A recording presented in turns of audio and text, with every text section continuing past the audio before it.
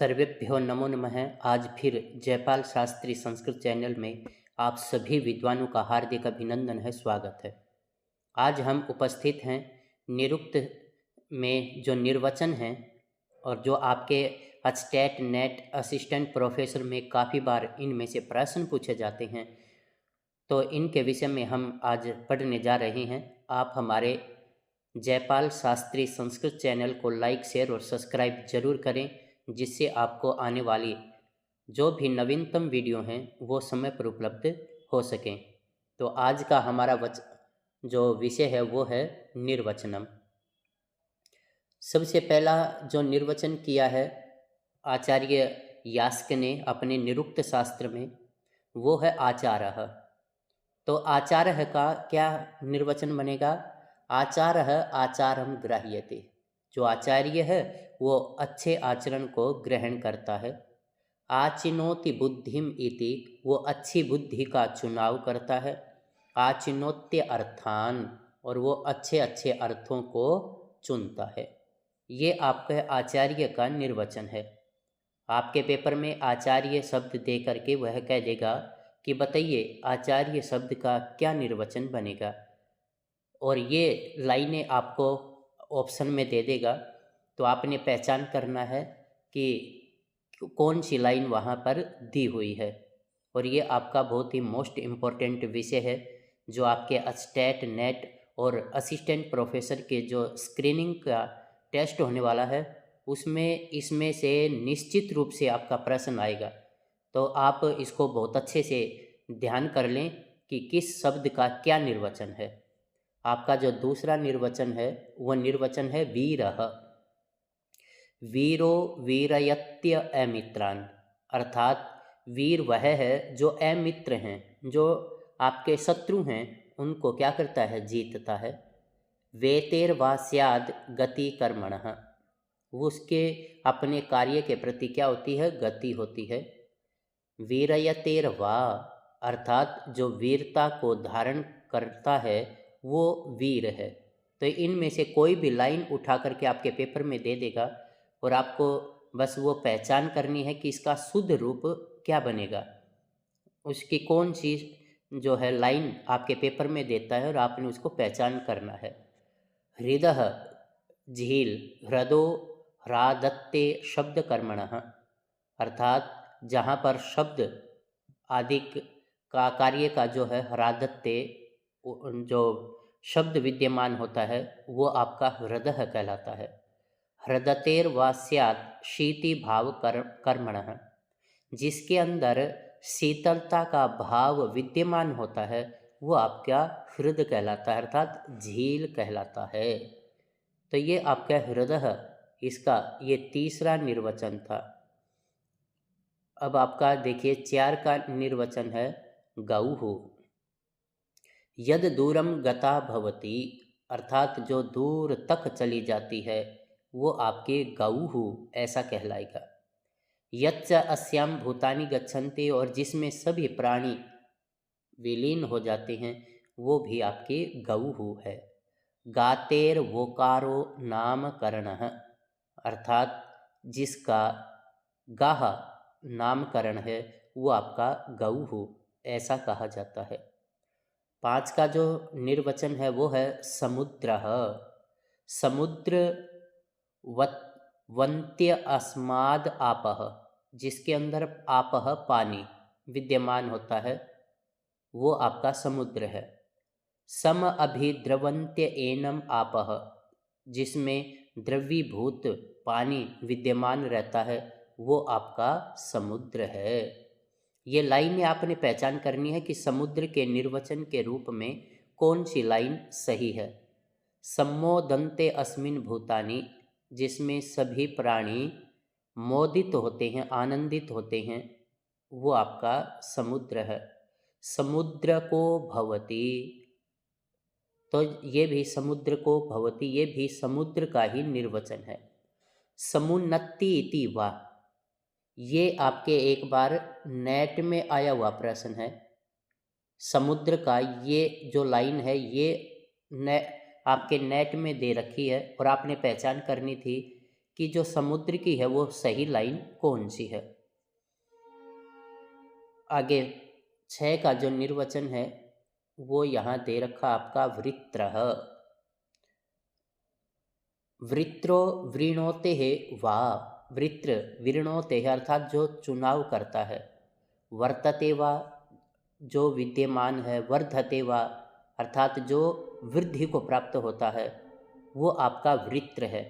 आपने वृत्र शब्द दे करके ये कह दे कि इसका सही निर्वचन क्या है, तो आपने ये पहचान करनी है कि इसका सही निर्वचन क्या बनेगा।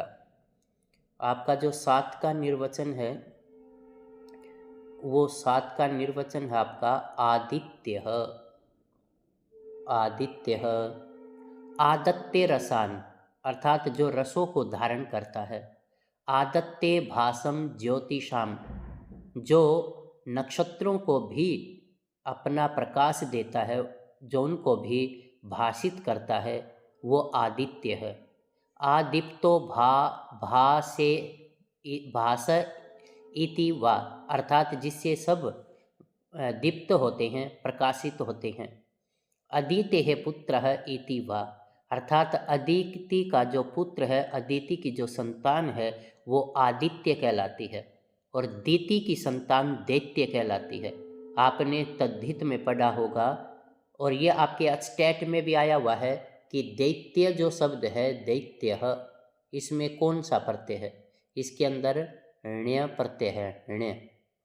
तो ये भी ध्यान रखें, आपका ये मोस्ट इम्पॉर्टेंट है। आदित्य आदत्ते, तो इसमें क्या बनेगा देखिए, आदित्य का आदित्य आदत्ते रसान आदत्ते भासम ज्योतिषाम, ज्योतिष मतलब नक्षत्रों को भी जो प्रकाशित करता है।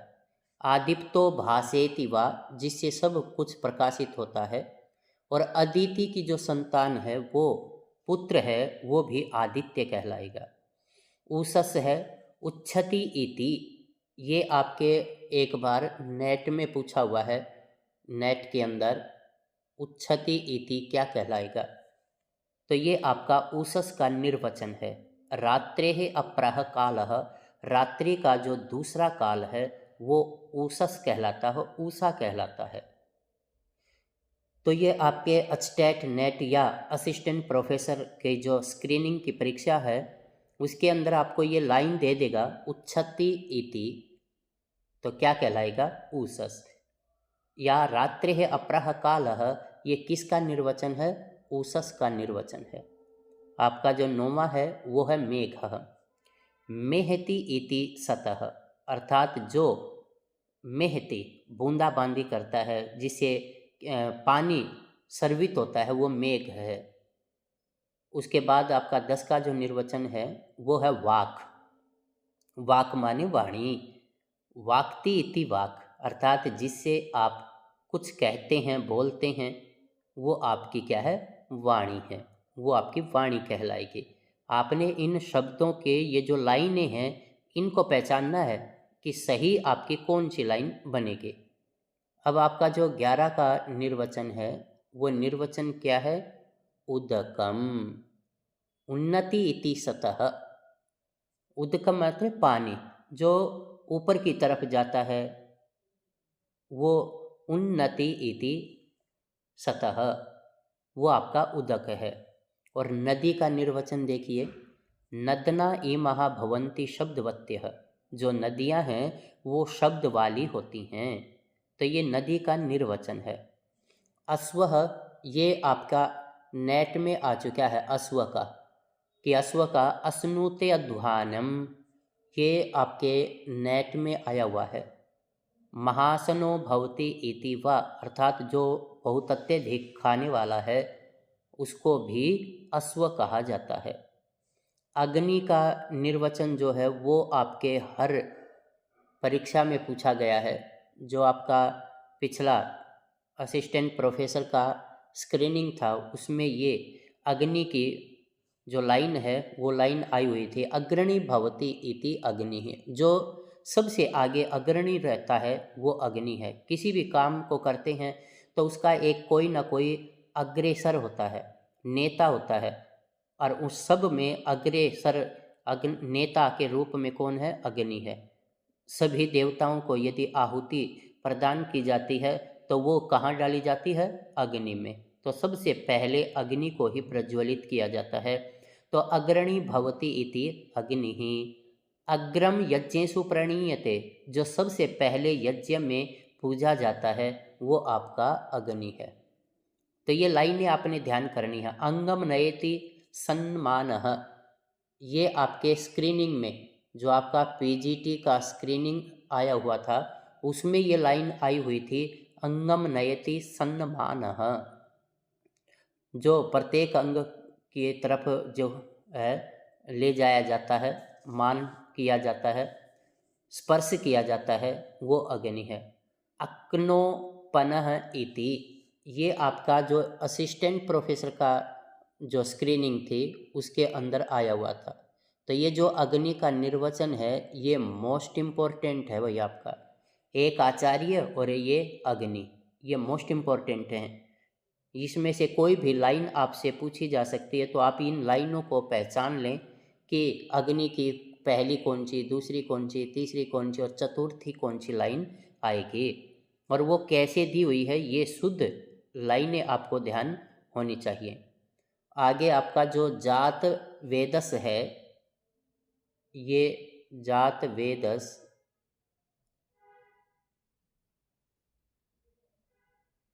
ये देखिए जात वेदस का क्या है। जातानी वेदः, अर्थात जो सब कुछ जानता है वो आपका जात वेदस है। जातानी वा एनम विदुः, अर्थात इसने जिसको जान लिया है वो आपका जात वेदस है। जातानि वा एनम विदुः, जाते जाते विधत्ते इति वा, अर्थात जो गमन में भी जिसको धारण किए हुए होता है वो जात वेदस है। जात वित्तो वा जात धनः, अर्थात वित्त माने धन और जात माने प्राप्त कर लिया है धन जिसने, वो भी जात वेदस है। जात विद्यो वा जात प्रज्ञानः, जिसने विद्या को प्राप्त कर लिया है या जिसमें विशेष ज्ञान उत्पन्न हो गया है वो आपका जात वेदस कहलाता है। तो ये सारी की सारी लाइनें आप याद कर लें, ये मोस्ट इम्पोर्टेंट लाइनें दे रखी हैं। वैश्वानरः विश्वान नरान नयति, जो विश्व भर के जो जन हैं, नर हैं, उनको जो ले जाता है। विश्वे एनम नराः नयन्ति इति वा, और जो संसार में इसको मनुष्य ले जाते हैं वो वैश्वानर है।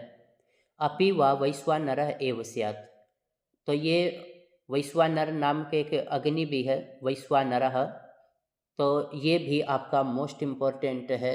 इसको भी, इसकी भी जितनी भी लाइनें हैं वो भी आप अच्छी प्रकार से ध्यान कर लें।